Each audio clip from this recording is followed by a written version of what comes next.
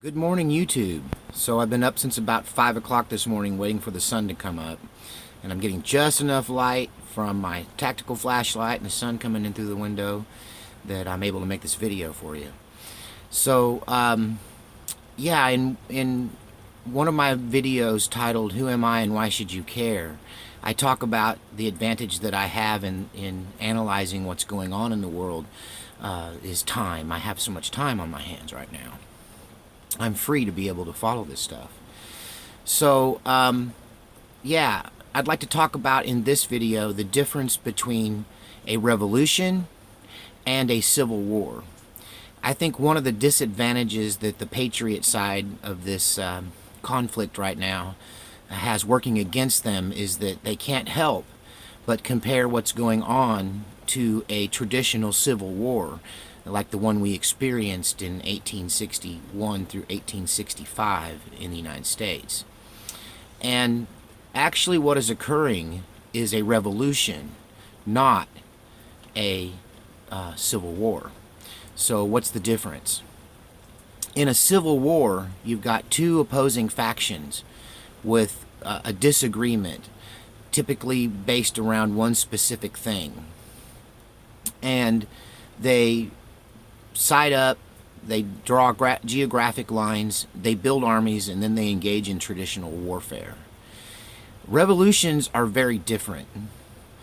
Revolutions have to have certain ingredients for them to be successful.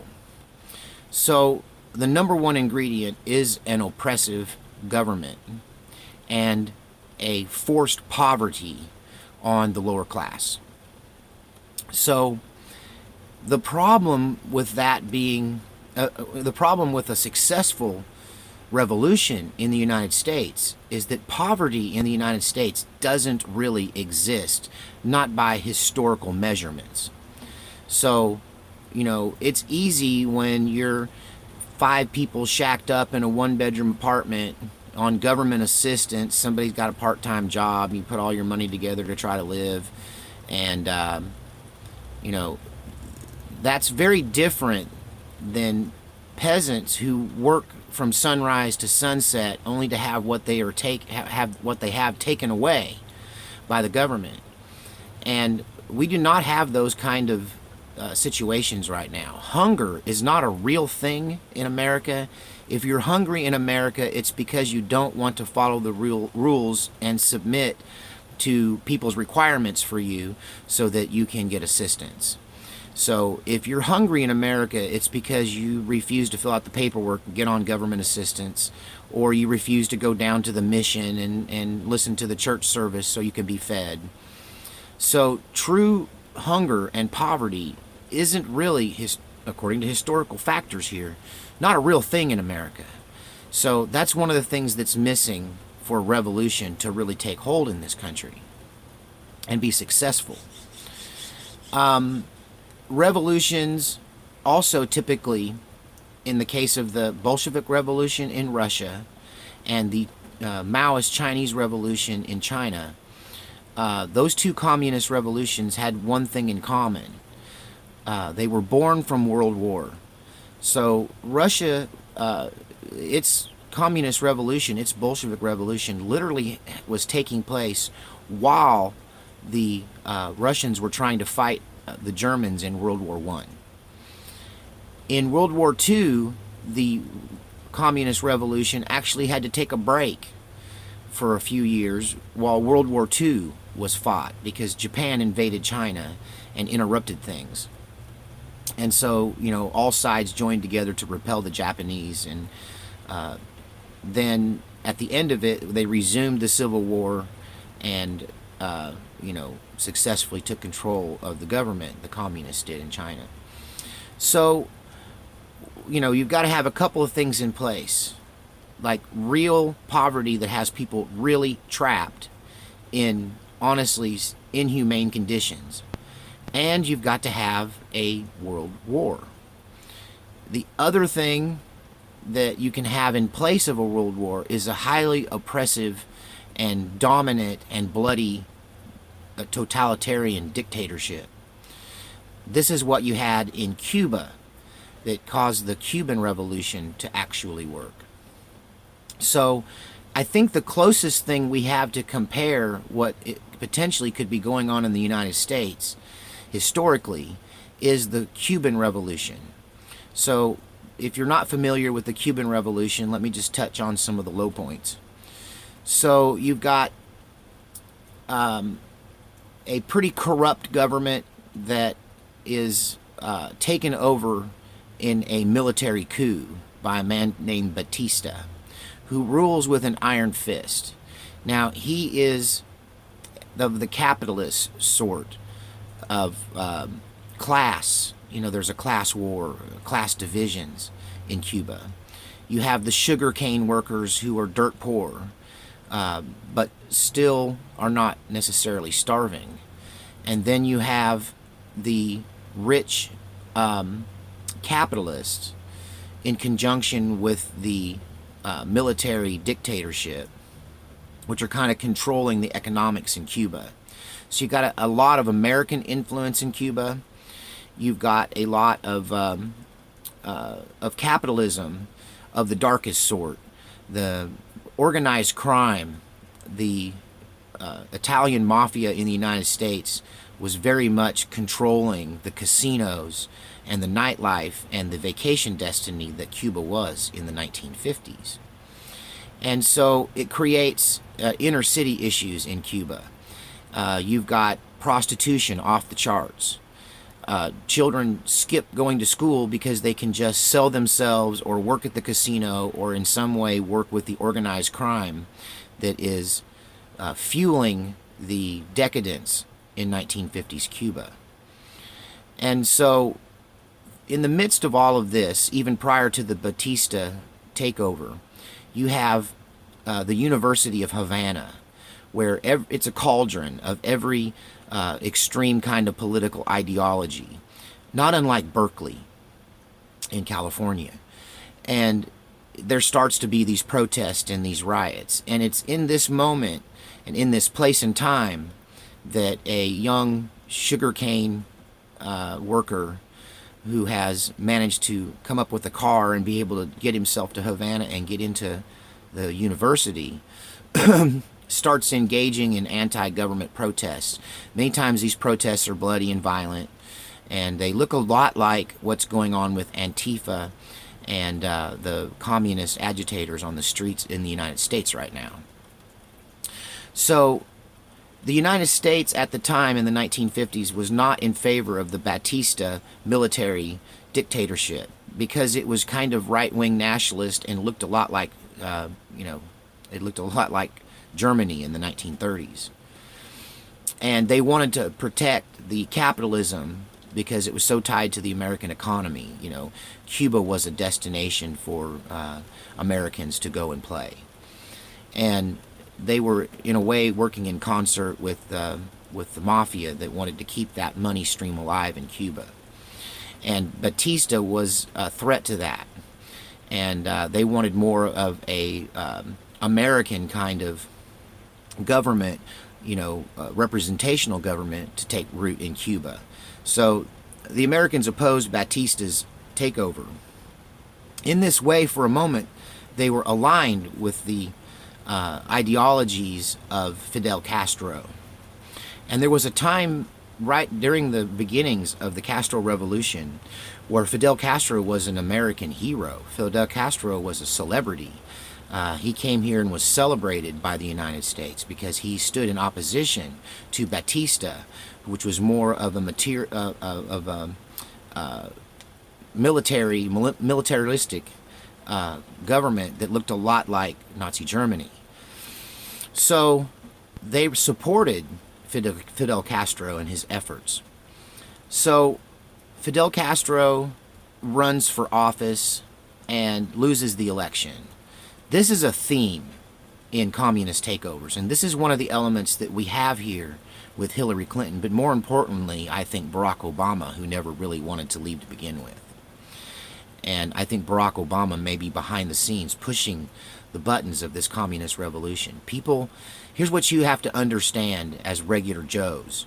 You guys have spent most of your life trying to survive. These people like Barack Obama and Hillary Clinton have spent their lives analyzing political situations, and they are experts, and they are well steeped in how governments are changed and how change is brought about. And we aren't. I mean, I'm having to take crash courses in this stuff. I kind of covered it, in seminary and in high school, but ultimately, I'm having to educate myself to play catch up with these people. So that's one of the elements that that we have in place, that ties us. That makes it seem like there could potentially be some clout to this attempt at a communist takeover of our country because of the election. Lost elections are what fuel this. It's when they decide that, okay, I didn't win that way, so now I'm going to win this way. And this is what happened in 1950s in Cuba. And so Fidel Castro puts together a small force. And once again, all shooting wars start when somebody makes a run for the guns. This is how the Civil War started, over a fort. Gun confiscation or gun grabbing by either side is usually what triggers it. So Fidel Castro puts together a small group. I can't remember the number, but it was like around 100. And let's see, where's my notes? And he goes after the Moncardo barracks, which is one of Batista's places where he stores weapons. So these Cuban revolutionaries under Fidel Castro make an attempt on the Moncardo barracks to procure weapons, tools, as it were. And they fail miserably. The Batista military mows them down, and more than 50 of them are killed. This is another element of a revolution that has to be in place. There has to be a bloody defeat by the revolutionaries to build support and sympathy amongst the people and make them look like the underdog. This is one of Saul Alinsky's rules for radicals, the handbook that Hillary Clinton and Barack Obama are both well steeped in. And these tactics that we're seeing are right from Saul Alinsky's book, which I'll do a video on. But this is one of the rules for radicals. Be the underdog. The underdog wins sympathy and therefore is able to grow their movement. So the next stage really has to be some kind of attempt at taking firearms, and then that be brutally shut down by the government, which may happen on November 4th. This may be what RAM, the radical abolitionist movement, revolutionary abolitionist movement, is planning with their gun grab. They may go after a military source or gun stores, but what will happen is the government will mow them down and they will lose. And the survivors will be the builders of the new revolution. So in Cuba, Castro survives and is imprisoned in Cuba for his attempt on the Moncardo barracks. While in prison, Castro becomes this ideologue who is able to produce a pamphlet, which I can't remember the name of it, but it becomes the Bible for the revolutionary movement that he produces while he's in prison. Castro is at one point quoted saying that he is nostalgic and misses his time in prison because he was able to just read all the time and educate himself to a deeper level about how revolutions work and how you win. And so when he comes out, he is let out after 2 years because the call for the release of Castro is so strong, and there's so much rioting and so much uproar amongst the people that Batista says, how dangerous can this guy be? Let's just let him out. Maybe they'll shut up. So he lets him out. Castro immediately runs away and leaves the country, goes to America, where he is kind of celebrated by people there because they don't know he's communist. And honestly, at this point in the story, Castro really isn't communist yet, or maybe he is, but he isn't proclaiming it. So Nixon, actually, I forget what role he played in the government at the time, but he was vice president. Nixon meets with Castro, and he's quoted as saying after this meeting that either Castro is naive or communist.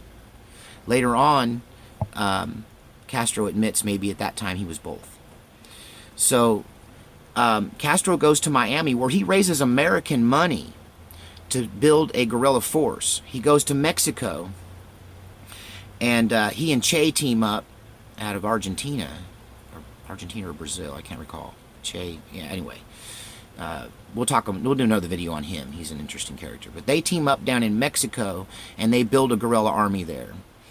They stage an amphibious assault to go back to Cuba. They get hung up in a bog in their ship, and they get besieged upon by Batista, and they are completely destroyed, and only 12 people, including Castro and his inner circle, survive to the mountains, where in the mountains they brainwash the peasant people, the sugarcane farmers and the agricultural people in Cuba, the tobacco and coffee workers. And they turn these people to communism or to the communist socialist ideology, and they recruit them to build a guerrilla force, which eventually marches back into the capital and takes over the nation of Cuba through traditional military guerrilla tactics. This they have in common with the last video I talked about, Cambodia. Same method, they go away to the mountains. So that piece of the puzzle is actually missing in this attempt at a communist takeover, because the peasant class, or the working class, agricultural people in the United States are dyed-in-the-wool constitutionalists. They believe in the American way, the American dream, and the United States Constitution. They will not be turned to communism. So when I take all the elements that it takes to make a communist revolution historically and add them up, they have some pieces in place. If we go to war with North Korea, they'll have a second puzzle piece in place. But they're missing something entirely. There's not enough poverty and hunger in this country. The rank and file American people are not unhappy enough in the countryside, in the mountains, to support a communist army being formed in the mountains that would come down and take over the nation. We're still too prosperous for communism to take hold in America. So another thing that, I honestly think there will be some kind of attempt next. They need that puzzle piece together. They will make a move on an armory. And it's probably November 4th when this happens. And this is the longest video I've ever done, but this is a deep topic, So they're going to make an attempt on some government gun installation to arm themselves. They're going to fail miserably, and the leaders will be imprisoned, or they will escape into exile, one or the other. Well, they will reorganize and work against us for a number of years. So November 4th, it begins. Well, let's be real here. It is not something that's going to happen overnight. It is something that's going to take a decade or more. The communist revolution was about in Soviet Russia was about 17 years in the making. The revolution in China took about 12. See, they get better at it every time. They learn from their mistakes. The communist takeover in Cuba took about 7 or 8 years to really flesh out. And so this one may be less time. But you can't expect this to be like the Civil War, where we just divide up into armies and fight each other. Those of you on the right and those viewers who make these kind of statements, the war will be over in 15 minutes. You don't understand. This is a marathon, not a sprint. This thing is going to take at least 5 years to play out. If we go to war with North Korea and China, then the stage might be set. But as long as the American people who work the land, the American people who work in the factories, the American people who build and make things, believe in the Constitution, then what all this leads up to is a attempt at a bloody confrontation and a communist takeover. And next video we will talk about failed communist takeovers and what those look like, because that's what's going to happen. They're going to fail, but who knows how many of tens of thousands or millions of people will die in the process. Look next for them to grab the guns, not from the American people necessarily, but from the United States government. They need to arm themselves for the revolution. They will fail and be driven into exile or prison. That's the next step. I'm here analyzing this for you. Thank you to my listeners. Please subscribe and like my channel. I have something you don't have. I have the time to look into all of this and the desire to, and frankly, I have the resources available to me to study all of this. So longest video ever, and I'll try to make some more today and keep you up to speed on what is being planned against our country.